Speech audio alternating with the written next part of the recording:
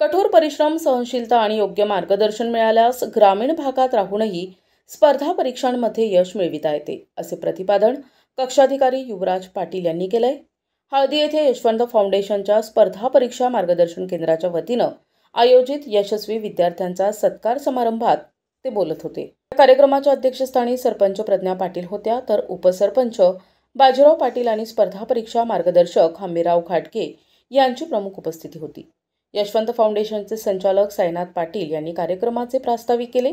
यावेळी युवराज पाटील यांनी विद्यार्थ्यांना मार्गदर्शन करताना सांगितलं की स्पर्धा परीक्षांची तयारी करताना अनेकदा अभ्यासात व्यत्यय आणणाऱ्या गोष्टी समोर येतात, परंतु जर आपलं ध्येय निश्चित असेल तर ते साध्य करण्यासाठी अडथळा ठरणाऱ्या सर्व गोष्टींचा त्याग करणे आवश्यक आहे. या कार्यक्रमात स्पर्धा परीक्षांमध्ये यशस्वी ठरलेल्या प्रदीप तळेकर सावरवाडी, सौरभ पाटील सोनाळी, किरण कारंडे बेले, विवेक चव्हाण हळदी, गणेश साठे हळदी, विपुल पाटील तिरपन, अमृता फाटक हसूर, ऋतुजा कांबळे मोहडे, नेहा पाटील कोथळी, श्रुतिका चौगुले गाडेगोंडवाडी, मयूर पाटील सडोली खालसा या 11 विद्यार्थ्यांचा सत्कार करण्यात आला. तसेच शासकीय सेवेत निवड झालेल्या मार्गदर्शक शिक्षक वैभव देसाई आणि स्वप्नील मदाळे यांचाही गौरव करण्यात आला.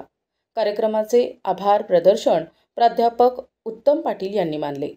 प्रतिनिधी रावसाहेब शिंदे, NTV न्यूज मराठी, कोल्हापूर.